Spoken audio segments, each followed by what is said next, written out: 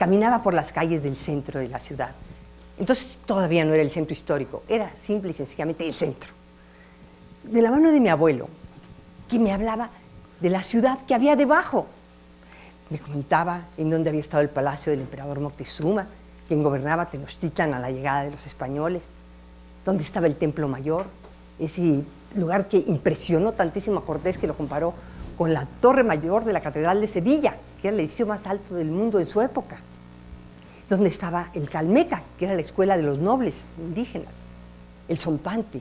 En fin, entonces yo iba imaginando esa ciudad que estaba debajo, porque era una ciudad que estaba en su plenitud a la llegada de los españoles. Él era Manuel Gamio, considerado el padre de la antropología y la arqueología mexicana. Fíjense, en 1914, siendo él un joven arqueólogo, se hicieron unas excavaciones, más bien se demolió una casa, en lo que ahora es la esquina de Argentina y Justo Sierra, y aparecieron unos vestigios. Entonces llamaron a este joven arqueólogo, y él había estudiado mucho a los cronistas españoles, y los códices que dibujaban como era el Templo Mayor. Y los vestigios que él encontró, entre otros una gran cabeza de serpiente, le hicieron saber que ese era el Templo Mayor. Porque hasta ese momento, fíjense, se pensaba que estaba debajo de la catedral. Porque siempre se acostumbraba que se construyera la iglesia principal sobre la pirámide más importante, para sustituir el culto católico, ¿no? Digo, para sustituir con el culto católico el pagano. Pero en este caso era tan enorme el Templo Mayor que les hubiera llevado tanto tiempo destruirlo, lo suficiente para construir encima de la catedral, que por eso la hicieron a un lado. Entonces, a partir de ese 1914, gracias a Manuel Gamio, se supo que ahí estaba el Templo Mayor. Permaneció muchos años, digamos, nada más con un pequeño museo de sitio, hasta que se excavó todo ya en los años 80, cuando apareció la Coyolxauhqui, que ustedes recordarán. Bueno, por otro lado, mi padre, que era cronista de sociales en el periódico Excelsior, me platicaba de los palacios que estaban arriba. Entonces me hablaba, por ejemplo, mira, ese palacio barroco maravilloso. Ahí vivió la marquesa de Selva Nevada. Y fíjate, se dice que ella tenía unos amores secretos con el conde de Jaral y Berrio, que vivía en ese palacio, hermosísimo. Fíjate qué gárgolas tiene. Oh, sí, porque en la noche se dice que en la madrugada se esbozaba en su capa y iba subrepticiamente a la casa de la marquesa. Bueno, entonces yo vivía entre estas dos ciudades, ¿me entienden?, de fantasía. Y después, fíjense, estudié la preparatoria en el Colegio San Ildefonso. Ahí en esas calles tuve mis primeros noviecitos, entonces imagínense lo que lo marca a uno eso, ¿verdad? Bueno, posteriormente, ya a fines de los años 80, principios de los 90, tuve la fortuna de trabajar en el Consejo del Centro Histórico, que se encontraba en un palacio hermosísimo, el Palacio del Conde de Heras y Soto, un palacio barroco bellísimo que está ahí en la calle de Donceles. Pero en esa época el centro estaba horrible, fíjense, porque estaba lleno de ambulantes, muy deteriorado. Fue una época en que Jacobo Zabludowski, que estaba en su cenit como reportero de Televisa, le hizo una entrevista a María Félix y le preguntó del centro. Ustedes saben que lo amaba. Y María Félix le dijo, ¿qué? Yo ahí no me paro ni de chiste. Es un cochinero, huele a orines. Bueno, fue la noticia de la semana. Todo el mundo la comentó.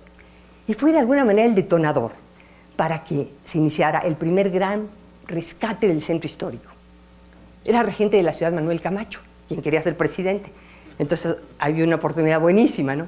Entonces empezó a transformarse el centro porque, entre otras cosas, se hicieron plazas para reubicar a los ambulantes, sacarlos de las calles.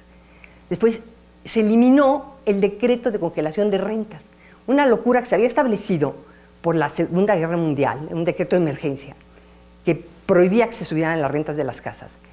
Y claro, eso fue causando un gran deterioro en todas las casonas del centro, porque la gente que alquilaba sus casas acabó por no recibir ni para pagar el agua, ¿verdad? Había rentas de 2 pesos. Se eliminó ese decreto y se creó un fideicomiso que daba una serie de incentivos fiscales para que la gente que restauraba sus casas en el centro tuviera exención de impuesto predial, asesoría técnica, muchos beneficios que llevaron a que mucha gente se animara a arreglar sus casas. Se crearon esas plazas donde ubicaron ambulantes y empezaron a arreglarse las casas, las calles, el mobiliario urbano. Bueno, se empezó a transformar el centro increíble. Digo, había calles que ustedes pensaban que iban caminando por Roma. Pero la gente, como ya no iba al centro, seguía diciendo, no, es un cochinero. Cuando yo les decía que trabajaba ahí, me decían, ay, pobre de ti. Ay, no, les decía yo, no, oigan, está divino ya. Pero ya no iban.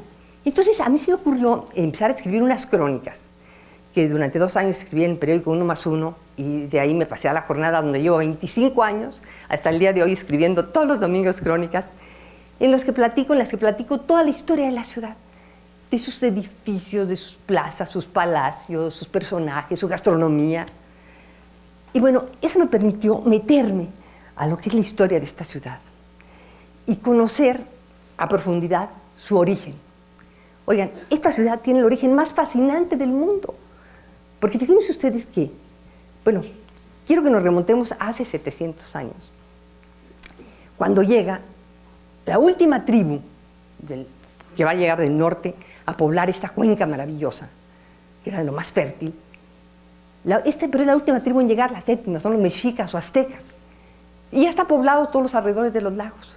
Entonces cuando llegan, la verdad, los fastidian, los ven como unos advenedizos medio salvajes, sí eran un poquito, hay que decir, pero bueno.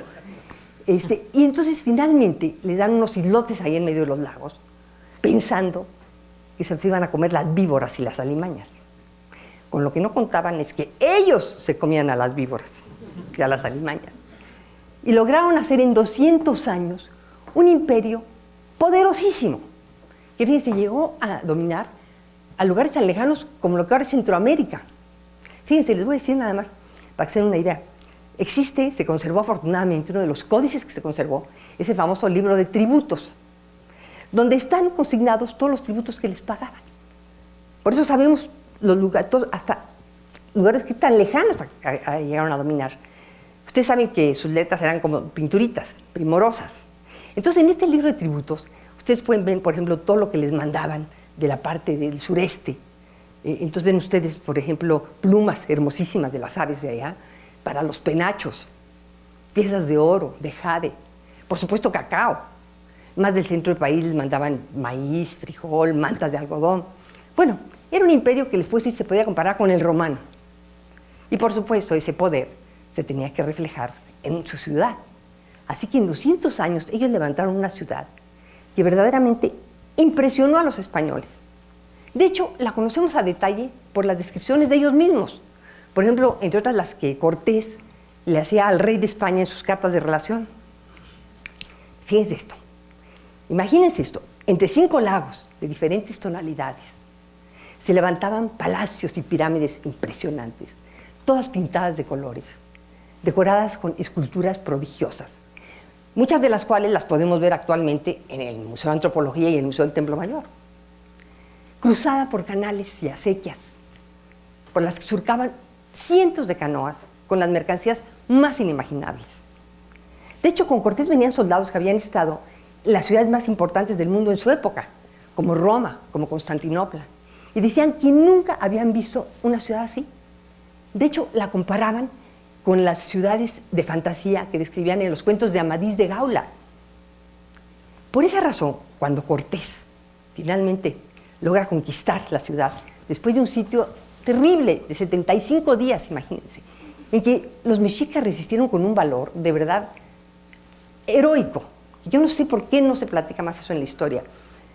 Y conocemos, fíjense, lo que padecieron ellos, los indígenas, por sus propias crónicas, que ustedes seguramente, muchos de ustedes habrán leído, porque las tradujo Miguel León Portilla, y se conoce como La visión de los vencidos, en que cuentan cómo acabaron comiendo salitres las paredes, gusanos, resistiendo, ¿no?, la defensa de su ciudad. Finalmente fueron derrotados, y Cortés decide levantar la ciudad española en el mismo lugar donde estaba México Tenochtitlan. En contra de la opinión de muchos de sus capitanes que decían, no, es una locura, esta ciudad está en el agua, ¿cómo vamos a...? Es de locos. No, dijo Cortés, porque él sabía que ese sitio era el símbolo de un enorme poder político, religioso y económico. Y él tenía que aprovechar eso, porque iba a sustituir esos poderes con los poderes españoles. Y ahí estaba el símbolo. Y así empieza a levantarse la ciudad española, fíjense, con las piedras de los palacios y los templos indígenas y con las manos de los vencidos, se va a levantar la ciudad española. Esa ciudad se va a reconstruir muchas veces, porque padece inundaciones, temblores, y por la moda, que siempre nos gusta estar a la moda. Entonces, en el siglo XVII y XVIII, básicamente, se construyó el barroco, que es un estilo, ustedes lo conocen bien, ¿no? Así todo lleno de elementos, todo garigoleado, muy adornado. Pero fíjense una cosa muy importante. La arquitectura es el reflejo de la mentalidad y los valores de una época. No es nada más porque sí. Si ustedes piensan en la época barroca, por ejemplo, piensen en la literatura barroca, en un poema de Sor Juana. Pues es como un altar barroco, lleno de figuras, de elementos, ¿no? Complicado de leer. Lo mismo la música barroca. Fíjense, es cuando se va a forjar la comida mexicana. Piensen ustedes en un mole, hay algunos que tienen 32 ingredientes. Salado, dulce, amargo, es barroquísimo. Pero después llegan a gobernar España los Borbones, que tienen otra mentalidad, racionalista. Y esa mentalidad se va a expresar en el neoclásico. Entonces empiezan a construirse grandes palacios neoclásicos, así de estilo medio griego, muy sobrios. Pero después viene la independencia, y ya no queremos saber nada de esos estilos que nos recuerdan a España. Y entonces vemos hacia Francia, y empezamos a hacer construcciones afrancesadas. Casas con mansarda, oigan, esos techitos de teja inclinados para que escurra la nieve, tan necesario en la Ciudad de México, ¿verdad? Bueno, pero después viene la revolución, y hay otro cambio de mentalidad. Recuerden que surge un sentimiento nacionalista que busca recuperar el orgullo por la raíz prehispánica, por lo indígena. Entonces va a surgir el neocolonial, el funcionalismo, el art déco y el famoso muralismo mexicano, ¿no? Que es la exaltación de todo ese pasado. Entonces, cuando uno se mete a estudiar esa ciudad, uno se da cuenta de que tiene una fuerza que nos construye y nos define. O sea, nosotros traemos esa ciudad adentro. Eso lo decía Italo Calvino, era precioso. Mi ciudad viaja conmigo. Nosotros estamos marcados por esta ciudad. Eso es muy importante asumirlo. Y porque aparte es un privilegio. Porque se imaginan ese origen, la fuerza que tiene esta ciudad. Aquí fue realmente el encuentro de dos culturas. Pero nada más me quedo en el centro histórico. Cuando uno va a los alrededores de la ciudad, a Tláhuac, a Azcapotzalco, a Mixcoac, uno va a encontrar ahí también, porque esas eran ciudades de la época prehispánica, muy importantes. Después fueron villas, ya durante el virreinato, y ahora son delegaciones. Pero ustedes van a esos lugares y van a ver cómo siguen conservando una serie de tradiciones, de costumbres, muchas que datan de la época prehispánica. Bueno, en el sureste, nuestras maravillosas Chinampas, oigan, eso es un prodigio ecológico de la humanidad, que ha sido declarado patrimonio de la humanidad. Porque esta ciudad, como pocas, a uno lo define y lo marca. Ustedes no lo saben, pero inconscientemente usted está en esta ciudad adentro. Ahorita hablaba con Andrés, un compañero que se va a venir, que vive en Estados Unidos y que ya se va a venir a México, y de verdad le digo, es que él lleva a su ciudad, en Nueva York, les aseguro que la gente decía, este es un chilango. Porque ya hay que asumirlo de chilango, y ya no hay que, eso es medio vergonzante, soy chilango. No, sí, es un gentilicio que hay que asumir. Digo, ¿no? Si no, ¿cómo nos vamos a llamar? Y qué bien. Y lo que yo les quiero invitar es que asuman esta ciudad, que se penetren en su pasado, que la sientan suya, que la adopten y que la acepten.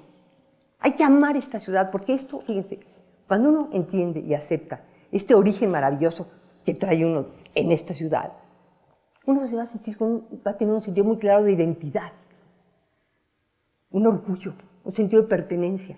Y eso es importantísimo para el ser humano, sentirse orgulloso del lugar de donde es. A mí eso me encanta de los pueblerinos que están aquí, siempre hablan de su pueblo, aunque lleven 40 años en México. Ay, es que yo soy de Zacatlán, ay, mi pueblo es el más bonito. Bueno, ¿y nosotros qué? Cuando tenemos esta ricura de ciudad. Entonces, yo los quiero convocar de verdad a que pensemos, conozcamos esta ciudad, la disfrutemos. Es una ciudad fascinante, que nos sintamos muy orgullosos de ese origen que tenemos y que siempre lo traemos dentro. Mi último libro lo titulé La ciudad que me habita, porque así lo siento. Así es que, por favor, yo los convoco a que abramos los ojos, abramos la mente, abramos el corazón. Estas son nuestras verdaderas riquezas.